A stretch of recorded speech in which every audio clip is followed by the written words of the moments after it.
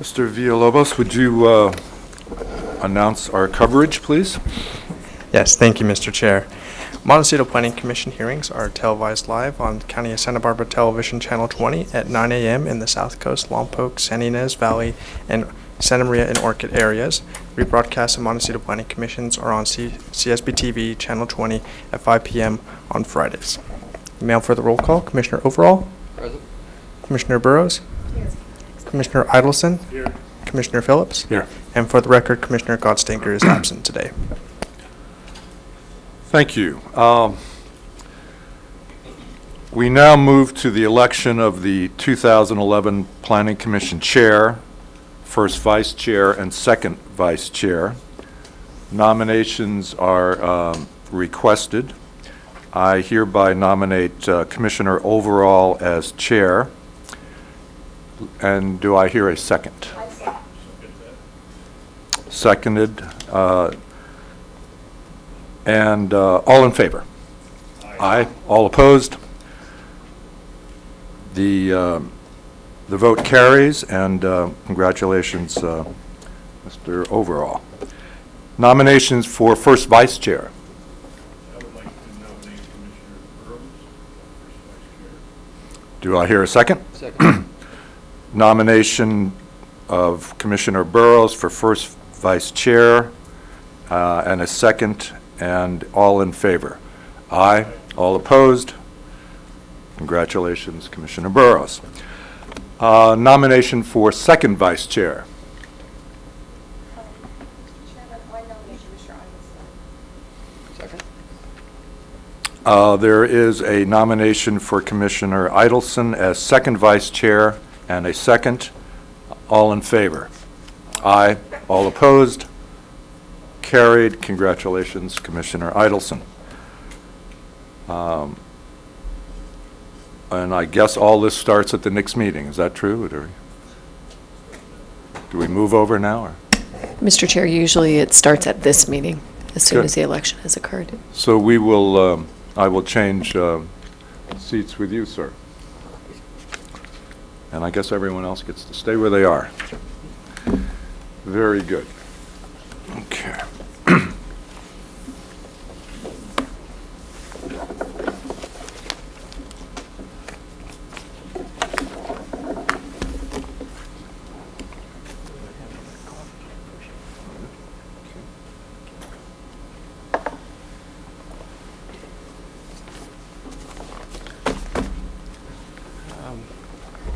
I guess the first item on the that I want to do is actually not on our agenda, but it is to extend a thank you to now Commissioner rather than Chair Phillips for the 2 years in which he ably chaired our commission with good cheer and a legal mind. And also to note for the record that he's setting a first for this commission that I think is a very nice thing, that he's the first chair to continue on the commission rather than being termed off and going on. So we have a degree of continuity, and which should assist us. Thank you, Michael. Thank you. The first item on this part of the agenda is the appointment of the secretary and recording secretary. I believe that's you, Ms. Black.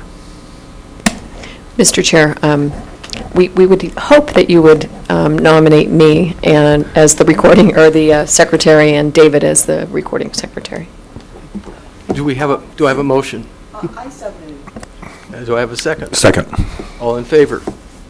Aye. Aye. Opposed? I guess you're it, as the saying goes.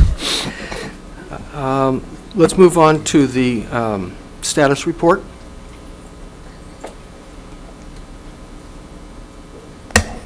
Yes.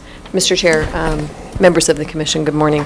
This morning we have a consent item on your agenda, and I have one minor change, so I'm going to ask you to pull that item. And then we have a permit item for your consideration and the telecommunications ordinance briefing, which I think will be a good discussion.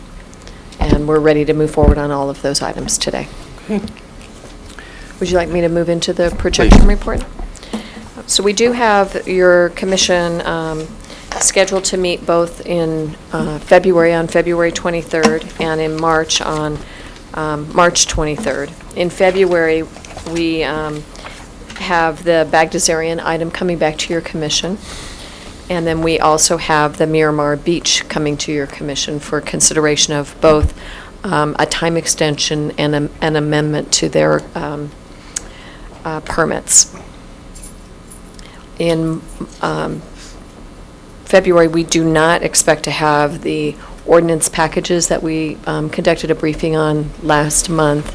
We're a little bit delayed in getting those finalized, so we probably will be bringing those to your commission in March or later, hopefully in March. The only item that you have scheduled for your March hearing so far is the 2011-2012 work program, but I do believe there's a permit item or two that will be coming before you then as well. And that's really as far forward as we've projected your work. Do we have any questions, Ms. Black, on the projection report? I do have one related to the Miramar. You indicated that there are two components to that project. Maybe you could elaborate on that just a little bit. And I noticed that it's scheduled for the early part of March for the Board of Supervisors. So Yes. good to understand going into it. Sure. Mr. Chair, members of the commission. So the Miramar is requesting a time extension of their coastal development permit, and your commission is a recommending body to the Board of Supervisors on whether or not that should be extended. We went through this process a year ago as well. At that point, the Miramar was subject to approval of a one-year time extension. They're requesting an additional time extension. In addition, I think many of you, probably all of you, have heard that the Miramar is proposing to reduce the scope of their project somewhat to make it more fundable, I guess you would say.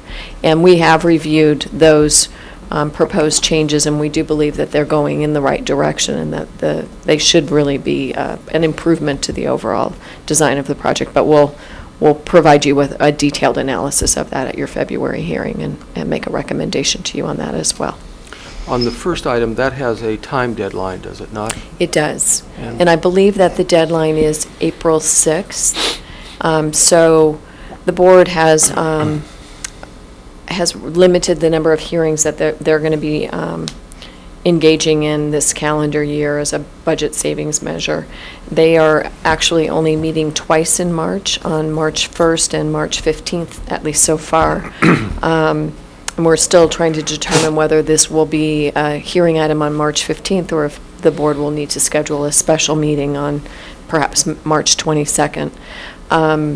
The board does meet on April 5th, but to take up such an important project the day before it's potentially going to expire, it doesn't seem very prudent. So we expect it to go sometime in March. The to the second board. component of the request, which is for want of a more accurate description, the redesign component of it, does that also have a time deadline?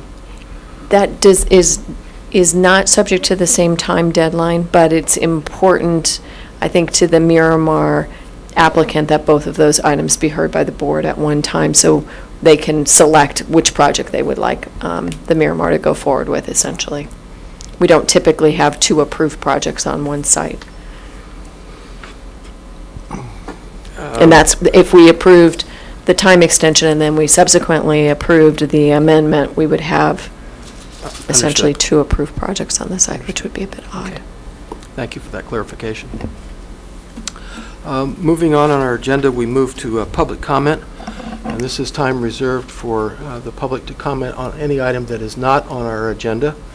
I have no speaker slips. Is there anyone in the audience that cares to speak?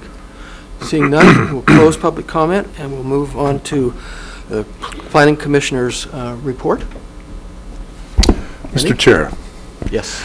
I think it was last month that Cliff Lumberg from Westmont, who oversaw the development of the new campus, I suppose, invited me to tour the result, and it was extraordinarily impressive. It's really a beautiful site, and it came together very nicely. So I was pleased to have seen that. Thank you, Michael. Any other No report. comments? Thank you. Thank you. Next, we have the approval of the minutes from the December 15th, 2010 meeting. Do we have any changes, comments? Can I have a motion for approval? I move to approve. I second. I have a motion and a second. All in favor? Aye. Passes unanimously. Next item, we'll move on to the director's report and the Board of Supervisors hearing summaries. Chair Overall, Commissioners, it's a pleasure to be here. I have a relatively brief report. Since your last meeting of December 15th, there have been 3 Board of Supervisors hearings. The January 4th hearing was largely pomp and circumstance, with installation of various new elected officials or re-elected officials and the assignment of various duties to the board. There was a set hearing for Chapter 25 of the Petroleum Code for the redefinition, focusing on the high-risk operator definition and how that might change. On the 11th, there was a simple emergency permit in Isla Vista, and in fact, it was the last set hearing ever, which will be for the Los Alamos Community Plan. The set hearing process has gone the way of the dinosaurs. It is gone. It is not necessary and will no longer be done. Also, we did hear the Petroleum Code, Chapter 25, and based upon direction from the board as well as some timely comments from the public, there were certain changes that needed to be made to that ordinance, and we didn't want to do that on the fly, so it got continued until February 1st. So that will be heard then. And then on the 18th, the item of particular interest was the discussion of the Land Use and Development Code, suggested modifications by the Coastal Commission. The board had basically 3 choices: to accept the suggested modifications, to reject the suggested modifications, or a third choice to neither accept or reject, but submit a new amendment that would focus on the last remaining modifications of discussion. And that then is a new amendment, but it is handled in an expedited fashion. It basically is a way to say neither yes or no, but to continue the discussion without losing too much time and without having to formally reject. So that is, the board chose option 3. It gave us 2 weeks to see whether or not the option is worth pursuing. We are engaged in discussions with Peter Douglas, the Executive Director of the Coastal Commission, and Ventura County Coastal Commission staff. I can report that we are making some progress, and we'll be reporting that to the board on Tuesday for their consideration and see what they want to do. Do you have any questions? Commissioner Burrows? Is there anything new on the staircases? Potentially, yes. We are in discussions with the Coastal Commission staff to see if there is a way to consider existing legal private staircases as conforming uses and go in a different direction than the 50% cumulative repair modification. I think we're getting somewhere.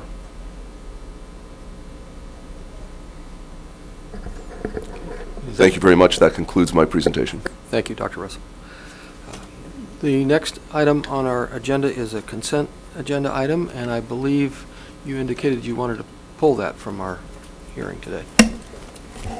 Mr. Chair, just briefly, because there's just one very minor correction that should be made. So this item was, let's let David read it, sorry. Thank you. The following is the hearing on the request of Stephen P. Turner to consider case number 11 CUP 1, application filed on January 11, 2011, and to determine that the project is exempt from CEQA pursuant to pursuant to Section 15303 of the state guidelines for implementation of the California Environmental Quality Act. Okay, now, Mr. Chair, your commission considered this project back in October. On October 28th, 2009, you approved the project subject to findings and conditions. One of the conditions is Condition 9. It's a very standard condition, and there's just a minor change I'd like to recommend to the commission in that condition, and that is 9A refers to any, in the second line, any land use permit issued pursuant to the CUP, but actually conditional use permits are followed up with a zoning clearance. So, like I said, very minor, but I think just for clarification and to provide consistency with the rest of the condition language, that would be a helpful change. Other than that, I think this is a very simple matter of confirming the action that your board took last year. So apparently I misunderstood. The intent is not to pull the item from the agenda. It's to make that change and... Well, in order to make that change, I had to pull it. To Got it. talk about it, we have to Okay. pull it, so. All right. Okay. Thank It's you. been pulled, and I would just suggest asking if there's anybody here who wanted to speak on the item, and then Okay. taking action if you're ready. Is the applicant here? Would you like to speak? Please step to the podium and identify yourself.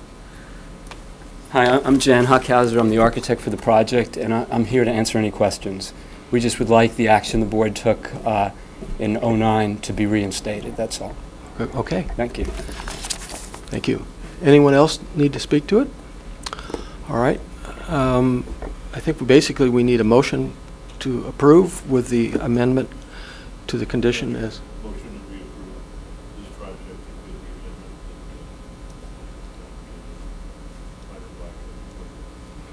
Do I, and I have a motion and a second. All in favor? Aye. Passes unanimously. We'll move to our first standard agenda item. Mr. Villalobos, will you please read it into the record? Yes, thank you, Mr. Chair. The following is a hearing on the request of James Zimmerman, agent for the owners Mark Richmond and Susan Zapolak, to consider case number 10-7, application filed on February 22nd, 2010, and to determine that the project is exempt from CEQA pursuant to Section 15301E of the state guidelines for implementation of the California Environmental Quality Act. Are there any ex parte or site visit disclosures by the commissioners? I did drive by the site. I drive by the side. You certainly are. Mr. Chair, if I could just remind the commission to try and use their mics, that would be really helpful, because we don't pick you up on TV if you're not on mic. All right. We'll have the staff report by Ms. Harris. Good morning, Chair Overall and members of the Commission. I'm Julie Harris, and I'm going to be presenting the Richmond project. It is for a coastal development permit with a hearing. Here we are. It's located on Santa Elena Lane in a neighborhood just east of Olive Mill Road and north of North Jameson Lane. The site is located in the urban area. It is zoned 20R1, and it is located in the coastal zone's appeals jurisdiction, which is why we're before your commission today. The air photo here shows in green mapped environmentally sensitive habitat, as well as in blue hatching the floodway. Both of these are associated with Montecito Creek, and it is Montecito Creek which the location of the creek, which results in the appeals jurisdiction being applied to this project site. The project site is also affected, the entire parcel and most of this neighborhood is actually affected by the flood hazard overlay, and the floodplain covers the whole area. The proposed project is an addition and remodel of an existing single-family dwelling. Let's see, yes, the shading does show up on screen. I wanted to check on that. The addition would be in the back of the house, in the area that is more darkly shaded. The front of the house is located on the left side of the screen along Santa Elena Lane. The addition would be approximately 1,050 square feet. It is located in the backyard, and so the addition would not be visible to the neighborhood. There's also, this addition includes 179 square feet in a second-story loft, which would be located rather centrally on the house in this area. This is the roof area over where the loft would be. The height of the structure at its highest point would be 22 feet 5 inches. These two photos show the existing house in the backyard area where the addition is proposed. It is in an area of existing patio and lawn and landscaping.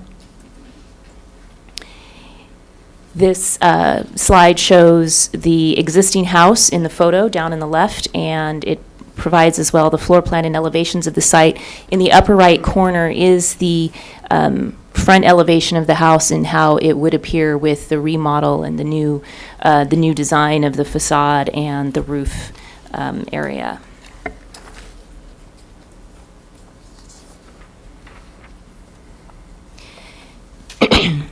The only issue that was really raised at the Montecito BAR originally was size, bulk, and scale, and neighborhood compatibility, and that was with the original proposal for this project, which was similar in square footage addition, but the design of the roof was different at that time, and it did create more size and a higher height and bulk in the neighborhood. But after story poles were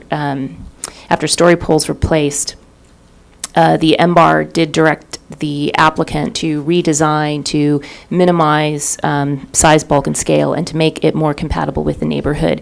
The applicant did do that. They responded to that direction, and that resulted in the design that's before your commission today. This design received positive comments by the BAR. There were no flooding issues found to be associated with this project. It was reviewed by the Flood Control District. They determined that the project does comply with the floodplain management ordinance, so there are no issues in this area. Regarding the environmentally sensitive habitat associated with the creek, the project does comply with the minimum riparian ESH setbacks. No additional setbacks are required in this circumstance because of the condition of the ESH, which in this area, there is no riparian understory in the ESH area in the backyard. It is lawn and landscaping. There are a number of oak trees, mature oak trees. These will be protected during construction, and the construction fencing to protect the oak trees will also protect the ESH area. The project can be found exempt from CEQA. This categorical exemption is used for small additions to existing structures with negligible or no expansion to the existing use. In this case, the single-family dwelling use would remain the same and there would be no change. The project can be found consistent with all the comprehensive plan and Montecito community plan and coastal plan policies, as well as the requirements of the Montecito LUDC. Therefore, staff recommends that you make the required findings for the project, including CEQA findings, determine the project exempt from CEQA pursuant to Section 15301E, and approve the project as presented and as conditioned in your staff report. Thank you. Thank you, Ms. Harris. Any questions for staff from the commission? I have two very quick questions. I should have looked this up and I failed to do so. Under the MBAR guidelines, what's the allowable square footage or recommended square footage in this for a parcel this size? This is over. Commissioner Phillips? I think it's over 119 feet over the proposed. Is that true? Mr. Chair, I don't have the number in front of me exactly, but I can make the calculation for you if I have a few moments. I've got 119. Sounds like somebody has done the calculation. Thank you very much. The second question I have related to the environmentally sensitive habitat.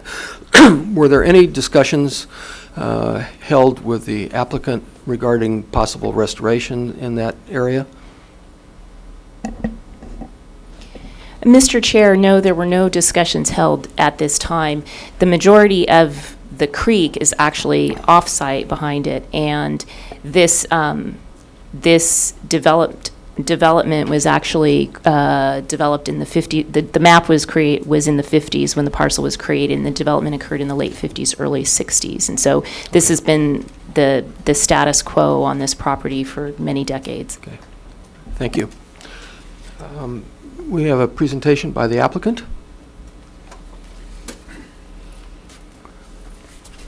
Good morning. Good morning. I'm Jim Zimmerman, architect for Mark and Susan Richmond. And over the last year, we started the project 2 years ago. And over the last year, we've been working closely with Julie Harris, our planner, and taking care of her concerns and providing additional information that she had asked for. Susan Richmond and myself met with the neighbors. We showed them the drawings and received 100% approval. The Architecture Board of Review felt that the second floor addition could be used as an example for future second floor additions in the neighborhood. So we were glad to get their support. Excuse me, sir. Mr. Chair, may I? Yes. Could you tell us what it is that made the second floor addition noted as one to duplicate in the neighborhood? Is there something about the design? Well, the second floor addition is tucked into the center of the house. There's no full two-story. I see. And the roof itself tends to blend with the existing roof right at that point. So the only second floor wall that's showing is maybe 5 vertical feet. And I think it fits in very well with the with the existing roof itself. Thank you.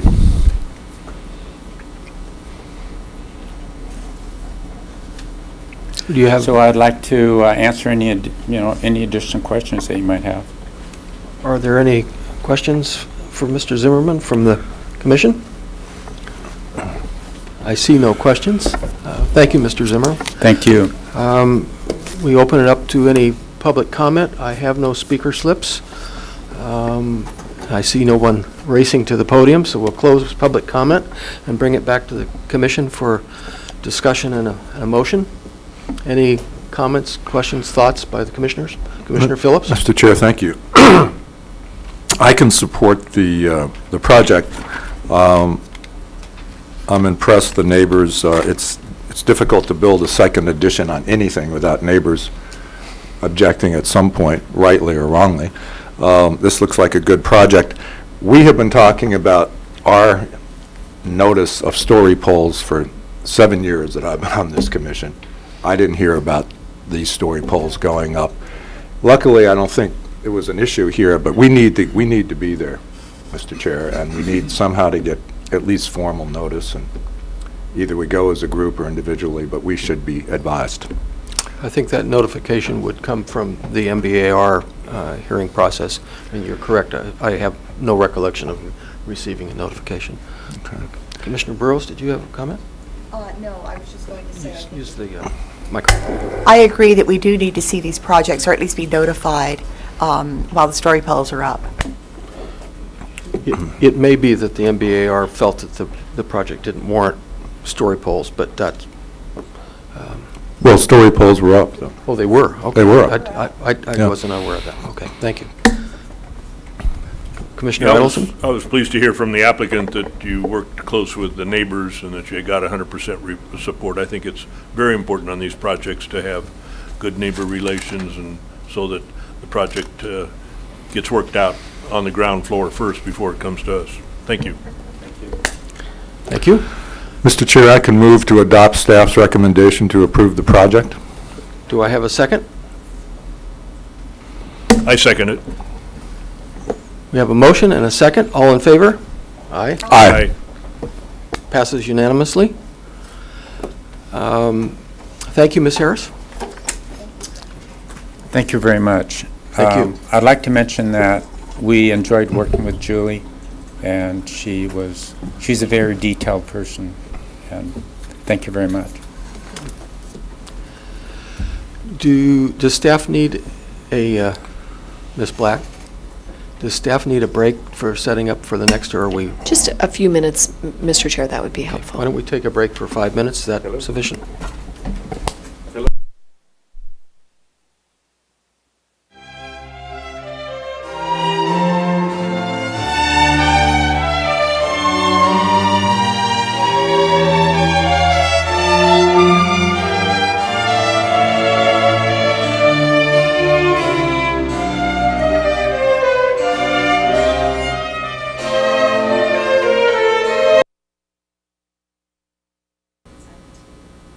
Would you like to read this into the record, please? Yes, thank you, Mr. Chair.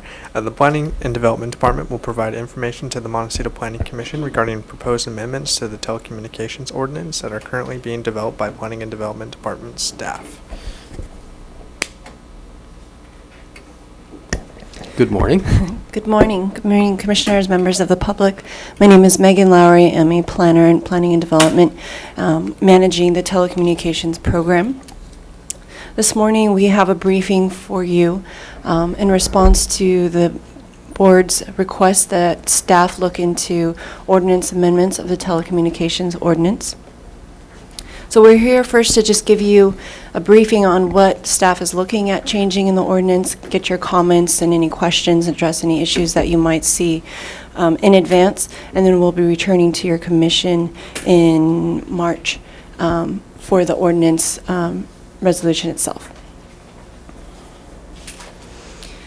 As you may or may not know, regulation of telecommunications facilities are initially regulated by the Federal Telecommunications Act of 1996.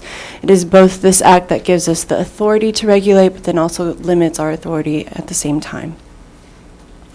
After the Federal Telecommunications Act was passed in 1996, the county adopted its own commercial telecommunications ordinance that helps regulate these types of facilities and ensure orderly development in the county. We refer to the county's commercial telecommunications ordinance collectively. Really, it is three different sections, one in the Land Use Development Code, Montecito Land Use Development Code, and also Article 2. These three sections are almost identical. There are some minor differences in the coastal zone area, but overall they have the overarching same language or identical language. The Federal Telecommunications Act of 1996, as I stated, did give local jurisdictions the authority to regulate or have empower over decisions regarding placement, construction, and modification of personal wireless facilities. So we do have the ability to affect their placement. However, within this authority, the federal government limited local jurisdictions, and that they require that we shall not unreasonably discriminate amongst carriers. We shall not prohibit or have the effect of prohibiting these types of facilities.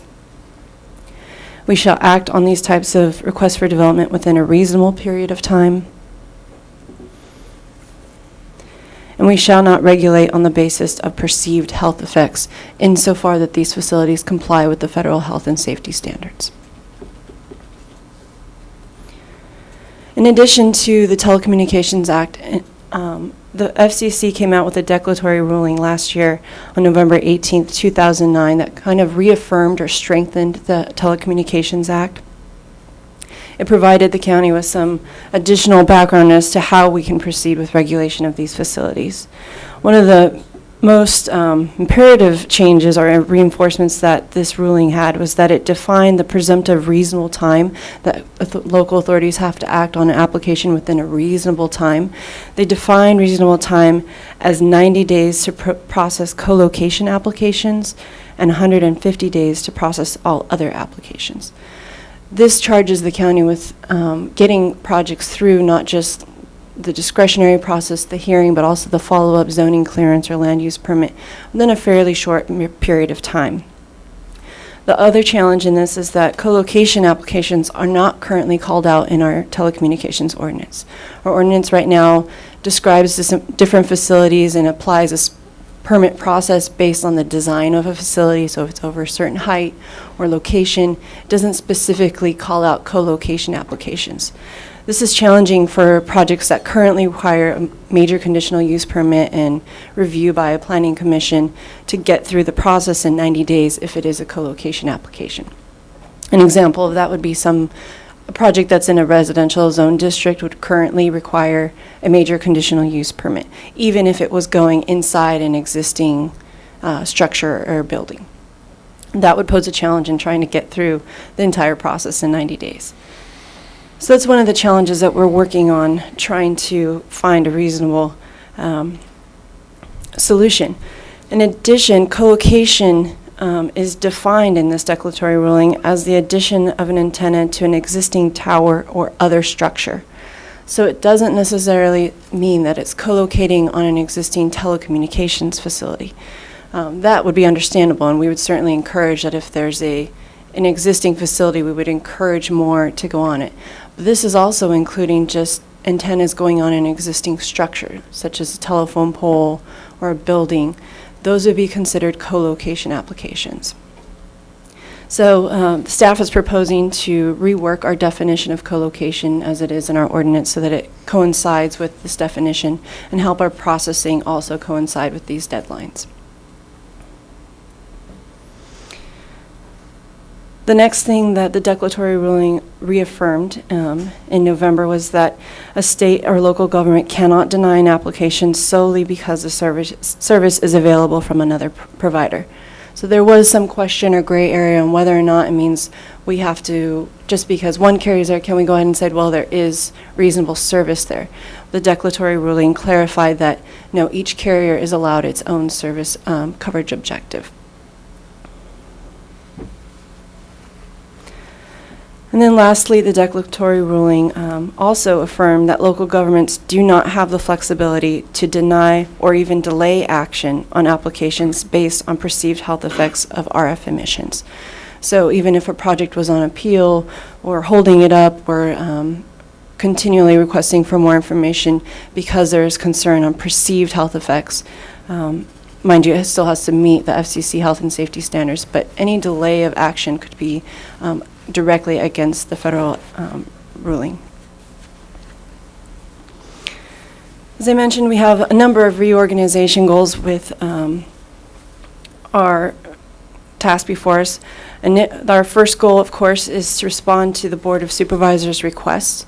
Last year, January 19th, the board made some specific requests that we look into changing the current Tier 1 facilities and require public hearings. So currently, the Tier 1 facilities are small, what we call distributed antenna system facilities, or small antennas, or those antennas that are completely concealed within buildings, currently only require a land use permit or a coastal development permit, which doesn't include a hearing. It's a staff level, director level review. It is appealable, but it doesn't require a public hearing. The board requested that we consider a way to at least have the option of having residents that were concerned have the option of have a public hearing if it was requested.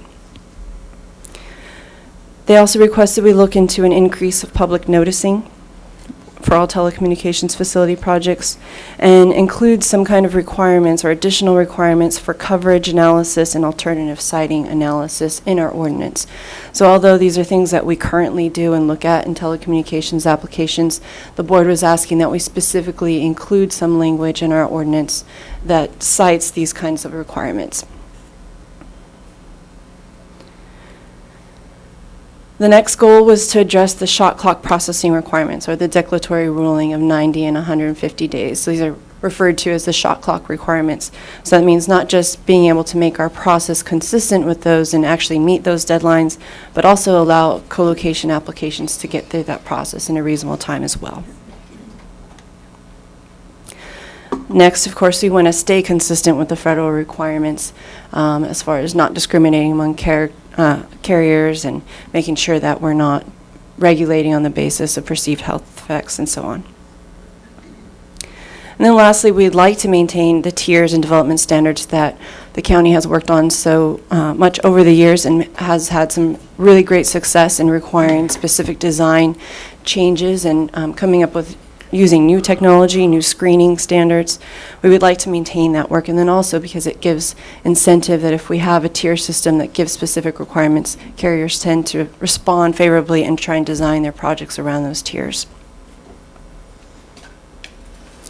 So I'm going to just touch on some of the changes. This is a basic view of what we've tried to accomplish in reorganizing. This is the tier system that we currently have in the ordinance. There's 4 tiers, as you know. The lowest level is a coast development permit. Second, tier 2 is a director level development plan. Tier 3 is a minor conditional use permit. And tier 4 is a major conditional use permit through the commission. There's generally 9 types of categories. The first change was, as the board requested, changing the very small facilities, the tier 1 facilities, and moving them into tier 2, a director development plan that would give the option for a requested hearing. So staff moved that into the tier 2 category. Because there are 2 different types of tenant improvements described in the ordinance, we went ahead and combined those into one in the tier 2 category. Next, we're proposing to add a new category for co-located facilities.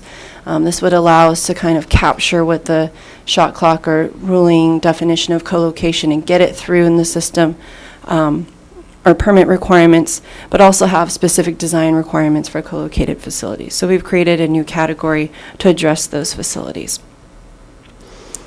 Next, staff identified a category in Tier 3 for private agricultural facilities. This is a category that we have not ever used in the ordinance yet. It has been in the ordinance or telecommunications ordinance since Ordinance 661 and hasn't really been practical. It's for types of facilities that would be used just on a private farm. Since it hasn't been used, staff is recommending to delete this category. And then lastly, there's a new category of temporary facilities that we've had several requests on over the years that isn't currently captured in our ordinance. Staff is recommending that we look into adding these types of facilities in the ordinance, and it's for temporary backup facilities. These are facilities that either when the main facility itself has been burned, such as it has a Montecito fire or T fire, there's no cell service in the area, and emergency responders, including and residents, are using or relying on their cell phones for service. So carriers have requested that they could put up a temporary cell site in its place. The other category would be temporary event facilities, such as the Michael Jackson funeral. We had requests for putting up temporary sites because there was a mass amount of people in a really remote area that didn't have much service, and there was concern for public health and safety. So those are types of things that we are looking to including in our new tier category. Since they are temporary, we would consider them possibly under a tier 1. Here's a picture just to give you kind of some ideas of what these types of facilities are. Here's a temporary facility. They're basically antennas on a truck or a light, a trailer that just drive up to a site. There's no development. They just drive up and go ahead and place, turn their facilities on. Here are the very small facilities, so the DAS antenna systems for NextG, and on the right is a singular site on Las Positas. They're just smaller antennas that have either equipment small enough to mount on the pole or underground it. Tenant improvements are facilities that are completely concealed within an existing structure. So on the left, behind the white wall, is some are antennas that are concealed with RF transparent facade, and on the right also some brick facade covering antennas. Co-located facilities would be, as we described, as some kind of telecommunications facility that's designed to have multiple carriers or multiple antennas placed on it. Monopines can typically have 2 or 3 carriers.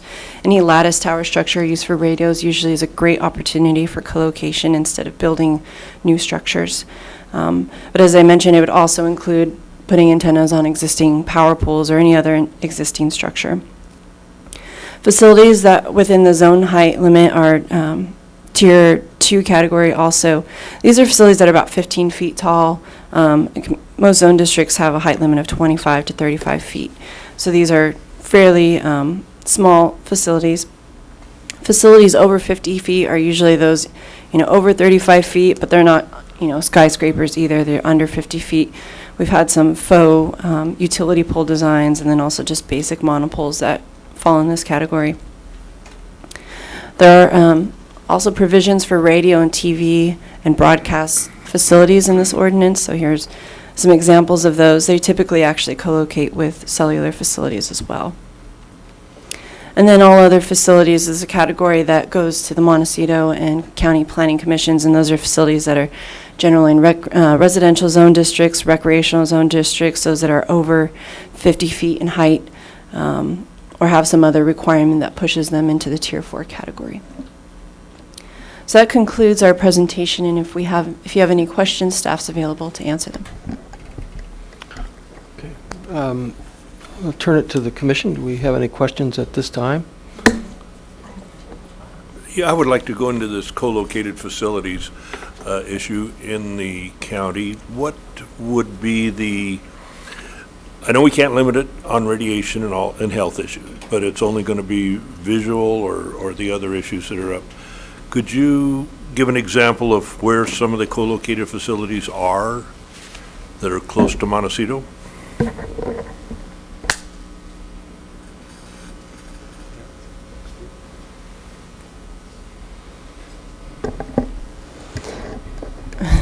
Mr. Chair, Commissioner Adelson, we have multiple types of facilities. I think under the declaratory ruling definition, the NextG DOS antennas are considered co-located facilities in that they're mounting on an existing structure, which would be a utility pole. So those are considered co-location facilities under that definition. As far as multiple carrier co-location facilities, we don't have many in Montecito itself, at least in the county's jurisdiction. I think most of the sites in Montecito would be closer to the city's jurisdiction. We have 2 sites that I know of in Montecito. Neither are multiple carrier. Mr. Chair. Commissioner Phillips?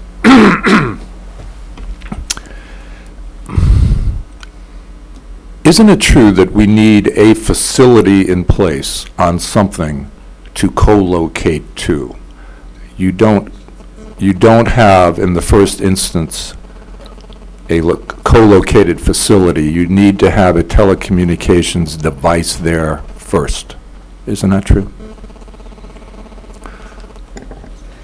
Mr. Chair, Commissioner Phillips, that's actually not the new definition of co-location. It was how the county previously operated under. We considered co-location where 2 different carriers were coming together. The FCC's definition now that we're trying to catch up with is they consider co-location to just be on something that's an existing structure. The difference being that you are building a new antenna support structure, so you're putting up a pole or putting up a faux tank or a faux tree versus going on something in the existing landscape. So they are trying to encourage using existing features, buildings, poles and that. So the new definition actually does include just no telecom facility there, just an existing structure. And you would, even though there's not a location of a telecommunication device, you're co-locating if you put it on a evergreen tree. That's correct. The whole intention of co-location, in my view, was to force carriers to go to existing sites that had telecommunication sites. We have one up in the foothills here in Montecito. So this changes a lot. This, okay, thank you. Just to be clear, that is federal law, is that correct? That is correct. Okay. Commissioner Burrows? Thank you. So as I understand it, the federal government preempts the local governments from considering health issues in making any determination. Is that because the science has not, this is speculation maybe on your part, but is that because the science is uncertain at this point and that there is nothing definitive? Because it's still very much an issue in the media on whether or not these things could possibly have health impacts. Mr. Chair, Commissioner Burrows, our understanding is that the reason why it's preempted is because those standards were set, and they were researched and set by the federal government, and we're just following their authority. So it's just to keep one standard and have that in place. We're not supposed to adopt our own standards or question the science. The federal government is responsible for looking into any new or changes in the science of it, and they do. That is their role. So the reason why there's one standard is so that we stick to a standard, not adopt our own. I have several questions, but I'm going to hold those until after we take public comment. I have two speaker slips, Cindy Feinberg and Victoria Green. Cindy?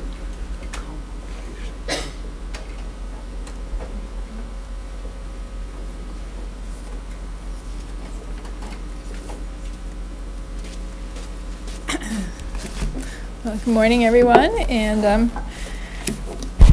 I'm pleased to learn that we are looking at redrafting the telecommunications ordinance after all the work we've been through together, I think, over the whole NextG experience, and I think we came to a successful conclusion on that, but learned some lessons from that as well.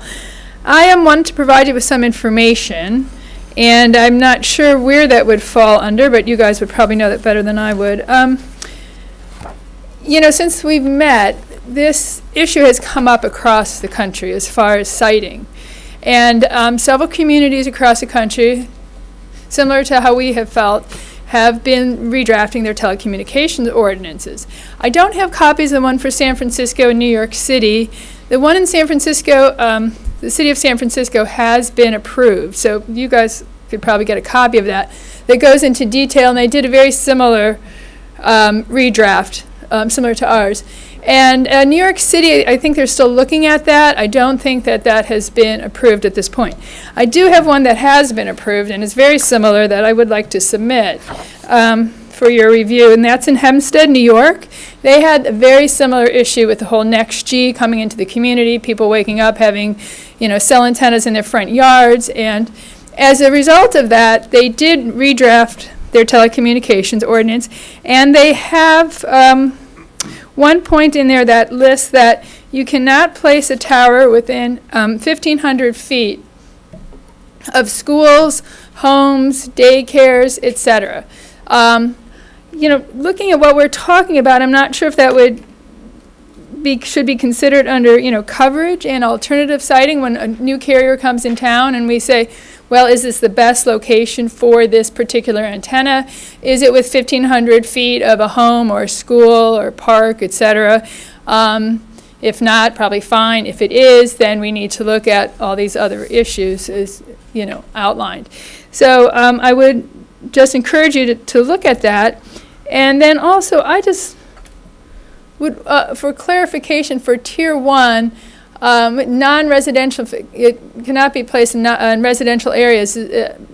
Clarification, is that just for the backup facilities, or is that also for all DOS systems, or it just has to go through the review process as it did and would have more noticing?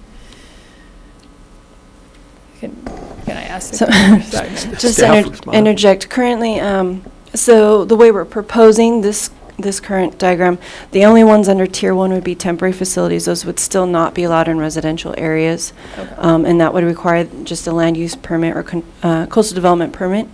As far as the DOS facilities, those have been moved into the Tier 2 category, which would require a director level review and the opportunity for public to request a public hearing. And that is a slightly different process. It is more than just a land use permit. Okay, and I think that's great. That's what we had discussed. So we can go through this whole process, and then as we're going through that process, I would just encourage you to look into that 1,500-foot restriction, because I think that would just answer everybody's concerns at this point in time. We don't want to block the whole digital superhighway that's being promoted by the president and in his speech yesterday. Of course, we want to move forward with progress. We just at the same time don't want to affect the aesthetics of our community, which is the biggest point that I think still exists within the telecommunications guidelines. So I appreciate your efforts, and I just wanted to leave this with Commissioner Phillips, you have a question? Mr. Chair, excuse me, I have a question of Ms. Feinberg. Ms. Feinberg, are you the Hempstead ordinance, the rationale for the 1,500 feet setback, if you would, it must be aesthetics, and they didn't raise the science issue. Right. So 1,500 feet would have precluded NICS-G from putting up these facilities here. I'm sure that's going to be challenged. Any sense of whether this ordinance will stand on that issue? Well, I don't know. It was passed in September of 2010. So I Googled to find out, whatever information, exists right now. And that's all that I could find out, but perhaps you guys could find out more. Interesting. But that was in response to NEXT-G. NEXT-G had come to town and, it was similar to us. There was really no specific procedure for the DOS equipment, and so those antennas just went up. And so they did not want that to happen again in the future. And of course, I'm sure the only thing they could base it on at this point was aesthetics. And it's actually clearly defined in the San Francisco ordinance. So I would encourage you to take a look at that for how they defined aesthetics and how that would apply to national historic sites and parks, et cetera. Interesting. Thank you very much. Ms. Victoria Green from the Montecito Association.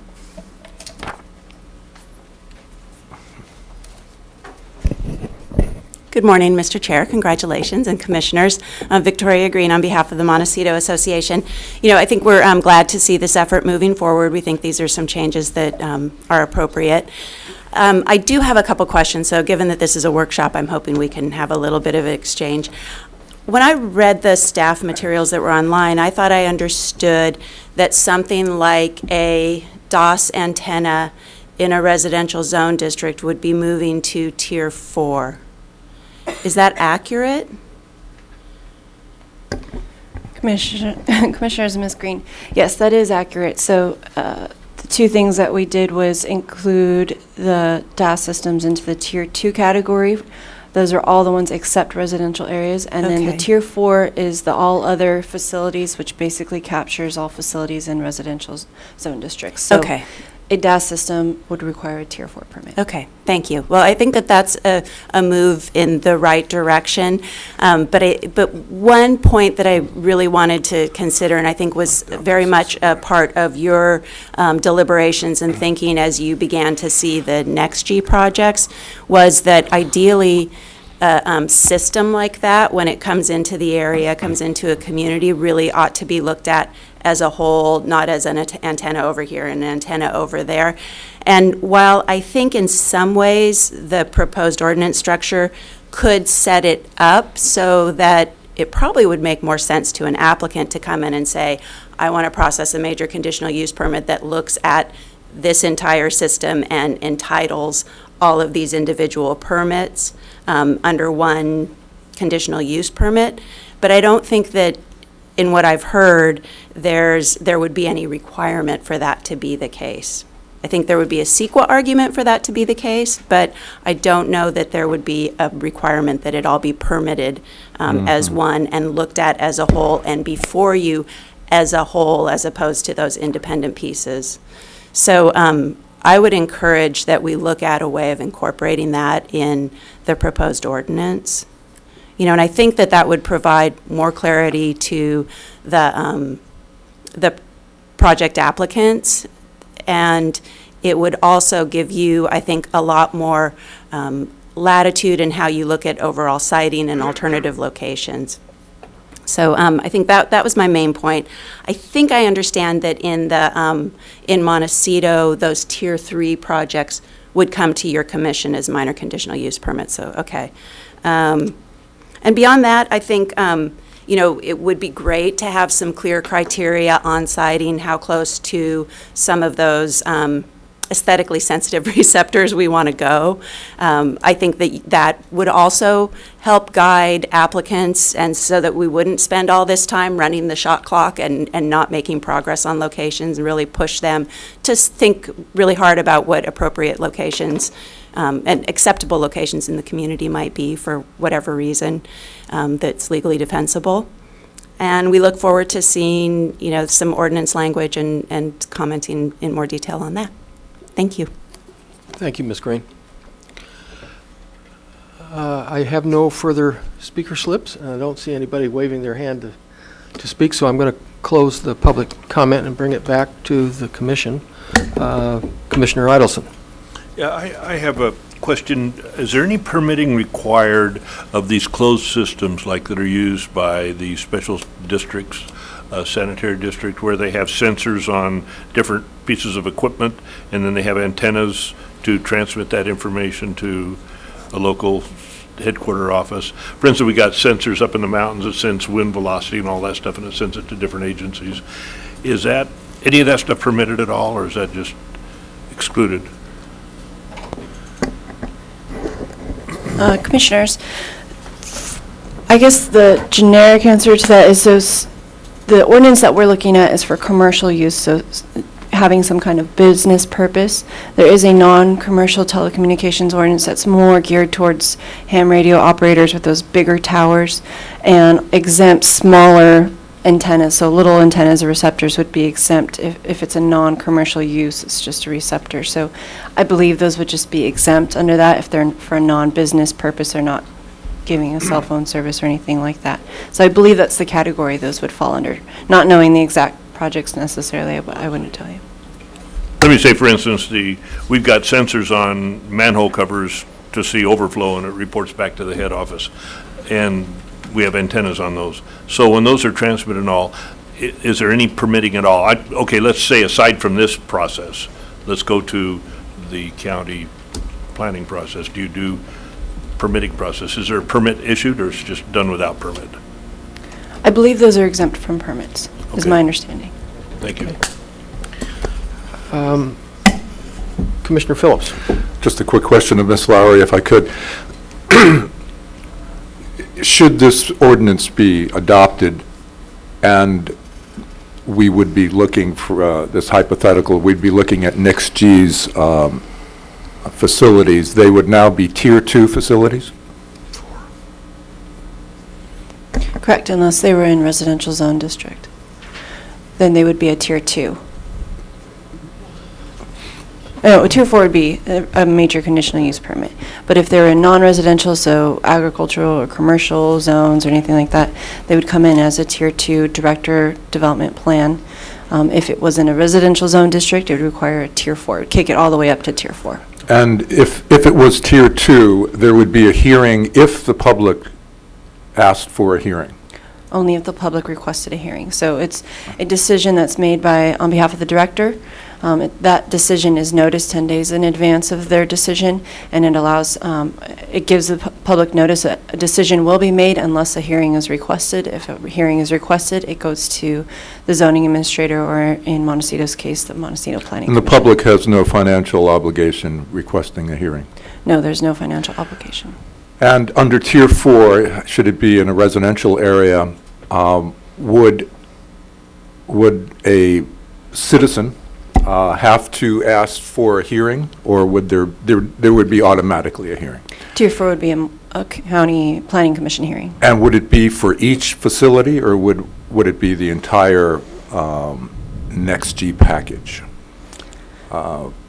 Is it pole specific in this case? Staff's still wrestling with how we capture some of the requests we've heard also previously from the Montecito residents as far as considering the network as a whole. Is there a way to capture that? The problem is carriers using that type of system aren't always going to be coming in with 50 antennas. So for instance, NextG might end up with a hole or needing to add a little bit on a fringe, and they might in the future come in with just 1 or 2. And we're trying to weigh the benefits of, does that then require, that's only 1 or 2 permits, is that the same permit type or process that we want to put on 1 or 2 antennas versus all of them? So staff's kind of thinking at this point is maybe we could distinguish between a new network. Anytime a new network or multiple antennas, especially if they're interconnected, comes in, it should be processed as a whole and come in together. If it's an infill or just replacement, then maybe that could be processed as individual sites. It's a little bit tricky to try and capture both. So, we welcome any discussion or comments in that regards. I would think the the community would be concerned that a proposal might provide unnecessary coverage. We don't want more facilities than necessary. And the only way to see that, I think, is to see the totality of the project. So I would consider leaning that way if I were you. I'll offer up a couple of comments. I agree on the distributed area network approach. It's kind of like a development plan. I mean, we need to see the whole thing. But even that analysis is, some of that analysis is predicated on some definitions that we don't have. We don't have definitions for a gap. And at what level does the gap in service become something that needs to be remedied? We don't have, to the best of my knowledge, we don't have any metrics on that. So I think that's a definition that needs to be addressed within the process. Another definition, any of us who went to school back in the days when they put up the temporary buildings that are still there 30 or 40 years later, know that it really helps if you would define what temporary is, or temporary could end up being there for a very long period of time. It's a little unclear to me what would trigger a hearing. I mean, is it one person raising the issue? I mean, what's the threshold that produces a hearing? I understand it has to be an expression of concern, but what's the magnitude that will trigger it? Is it just one person? To answer your question, Commissioner Overall, right now the director is, if I believe you're referring to the director development plan that you're allowed to request a public hearing, the notice requires that anyone that would like to request a hearing provide a written request to the director. So they can either email or mail in a request to the planner that gets sent on to the director. So it only requires one, and it's a written request. It doesn't require a fee or any kind of application, just a written request within the 10-day time frame. Discretionary? A discretionary call by the director? As to the hearing? I believe the request is always honored, or would be. I've never had an instance where, it's only been utilized a few times, but there really isn't an instance where it would be denied. It seems to me, using the series of cases that we heard, you're not contemplating a financial burden on someone who wants to have it application heard. But it seems to me that those cases rose to a threshold of level of concern within the community, because you had not one appellant, you had multiple appellants, and you had financial cost in it. I wouldn't want to see a rash of frivolous hearings. Frivolous may be the wrong choice of words, but it seems to me that there needs to be a wide enough body of people that are concerned. I don't know how you remedy that. Maybe you leave it at just one, but it seems to me that that's potentially open to some level of abuse. It could be, you could put in proximity to the location for someone to be eligible to file. I mean, I'll leave that in your very capable hands to come up with, but it's just a concern for me.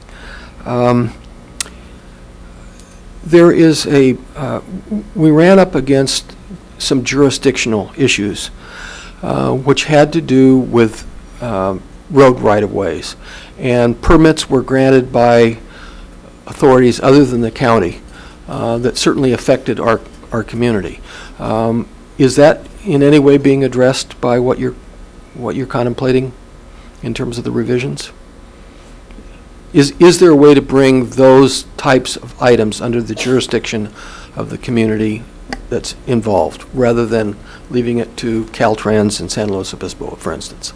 Mr. Chair and Commissioners, I don't believe there's any ability to change jurisdictional authority, and I can have our counsel speak to that, maybe. Mr. Chair, Commissioners, Ms. Lowry is correct. We can only regulate what's in our jurisdiction. So we can't change, other than going through a formal process, we can't change our jurisdictional boundaries. So currently, we can only regulate the unincorporated county. So our, any ordinance that we adopt applies to that area, and areas that are in other jurisdictions are regulated by the rules, ordinances, and statutes that cover those jurisdictions. It would seem to me that that's an area that you at least ought to look at and see if there are some provisions that could be written into the aesthetics of the review process or whatever. It just seems incomprehensible to me that you can have people located a long ways away from the community that can make decisions without hearing any of the kind of testimony that we'll put our community through. It just seems wrong. Maybe there's nothing we could do, but I've noted it, and hopefully you'll take a look at it in some way. Get creative. Mr. Chair and Commissioners, I mean, for things that are in the state's jurisdictions, the way to change the regulation is to change state law. So that would be through the state legislative process and through our representatives. So there is a way to make those changes and to affect state jurisdiction and the things that the state would consider. And as far as other jurisdictions, the way to do it is to, through those jurisdictions, legislative bodies, for them to encourage them to adopt ordinances. And so there are ways to do it, but not directly through our ordinance process that I can think of. But I'll continue to give it some thought. I'll see how many windmills I'm up to tilting at today. The next item that I wanted to raise is the issue of the definition of carrier. We had considerable consternation over what constitutes a carrier versus service provider versus whatever. And I just think some clarification on those roles and the definitions of them would be helpful to anybody that's going to review them, because we certainly got twisted up in that at various points.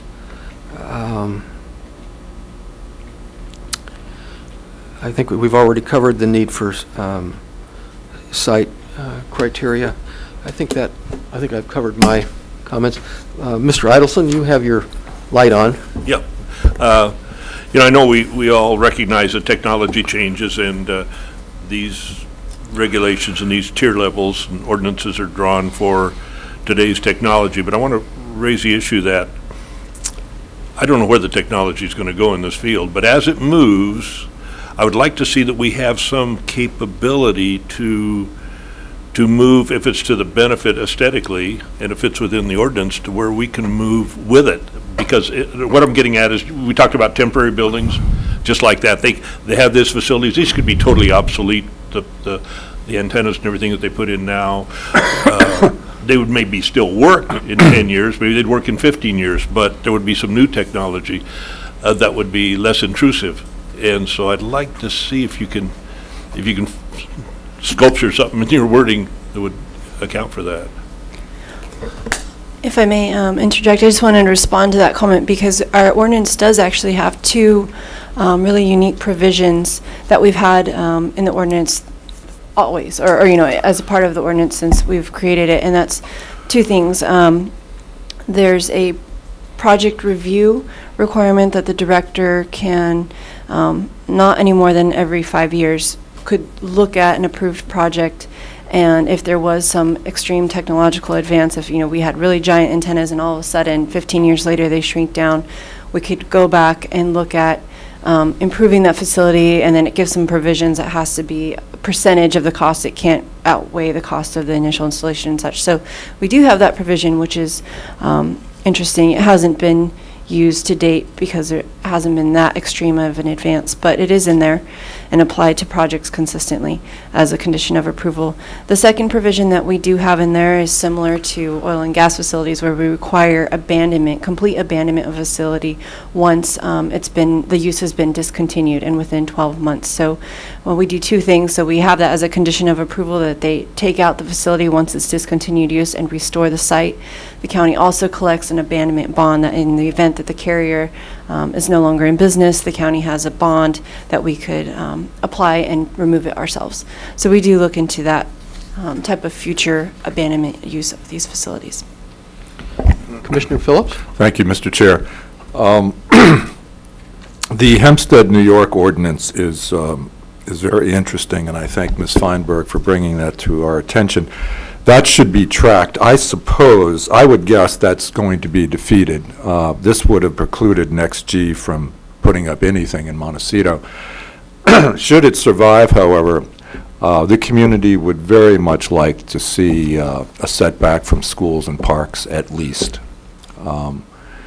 And again, if this ordinance is based on a visual objection, aesthetic objection rather, and survives,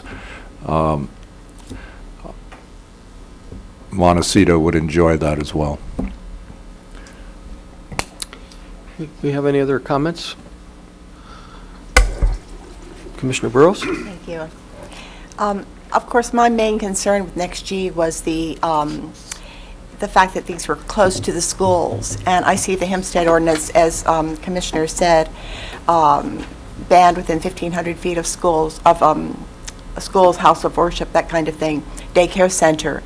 Was any thought given to making it a little bit more specific in regard to school and daycare centers and the location of the facility?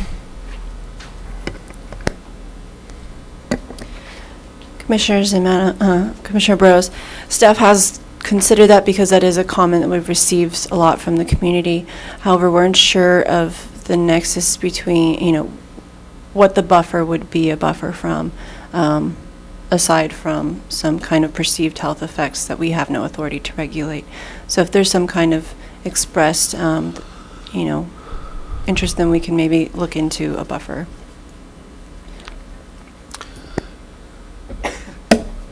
Yes, ma'am. Mr. Chair and Commissioners, this has been something that we've been working on, we've looked at, and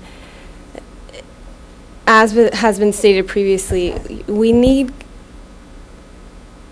grounds for creating any kind of restrictions and for increasing level of review.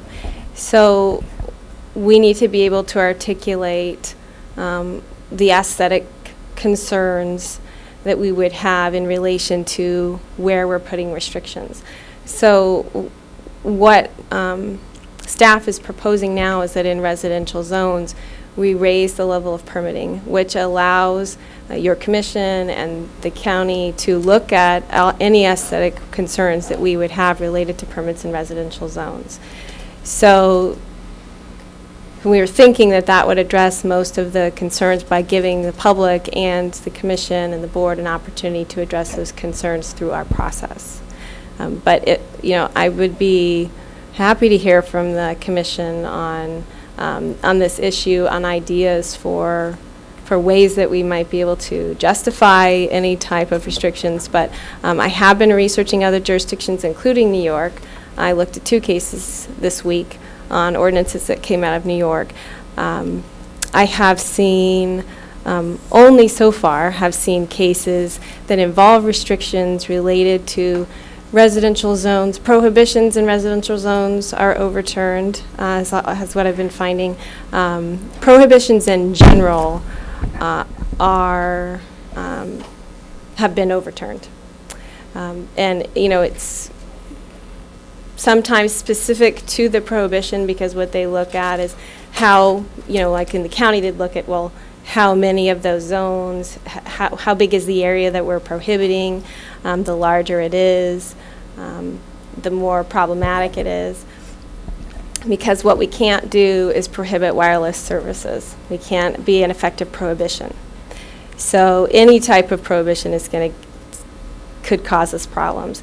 I have looked at cases involving ordinances that have this type of buffer. I have yet to see one that's been upheld, but I am continuing to look. Commissioner Phillips? Thank you. Council, I completely agree that the 1,500 feet from a residence is probably not going to survive.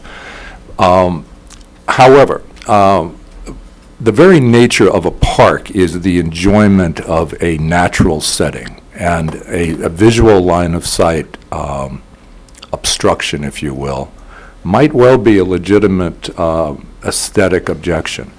And I think an argument can be made that elementary schools in this community, a semi-rural by design and intent community, might be able to argue that a line of sight communication device could lessen the enjoyment of the students there.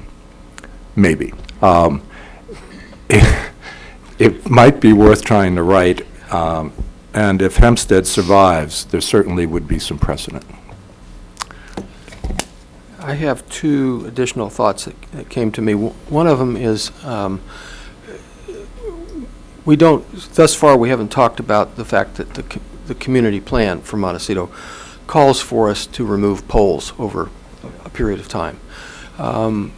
We haven't made an enormous amount of progress in that direction, but the intent clearly was there. Whether the money is there to get the job done is a secondary question. And one of the things that I think the question was asked over and over and over again in the hearings that we went through, and never really got satisfactorily answered. And that question related to the cost of the pole. If a carrier comes in and locates an antenna on a pole adjacent to my property, and I decided that I want to have all those utilities undergrounded, the question that was asked was, does the fact that that antenna is located on the pole, does it increase the cost to me as a homeowner if I chose to underground those utilities? That question was never answered. I think we need to know what is it, the California Pole Authority or whatever it's called. What is that dynamic? Does it run the cost up? And I think that's just a piece of information that needs to be made available. The other thing is we have, I've forgotten what it is, a quarter, a third of the community, particularly the areas that have been in the foothills that have been developed more recently, that have their utilities underground. And one of the things that I heard when we went through this process last year was that the carriers would have the right to erect a pole in an area where clearly there was an aesthetic decision made to underground the utilities. I don't know how you would craft it, but that seems just flatly wrong to me. People spent a lot of money to establish a feel to their neighborhood, their development, whatever. And here, somebody is being granted a right that could obviate that if the carrier so chose. And I think that there ought to be a way that we can write that into the law, because that clearly was a pre-existing set of aesthetic choices. There may have been other factors that go into it. I'm not saying there weren't, but clearly those are existing aesthetic choices that would be overturned by this, and that feels wrong to me. So, unless there are any other comments, I want to thank you for the progress that we've made and the good presentation to us this morning, and we'll look forward to when you come back with it fleshed out. So, I think that concludes our business. Do I have a motion to adjourn? I move. I have it moved, seconded. We are complete for today. Thank you.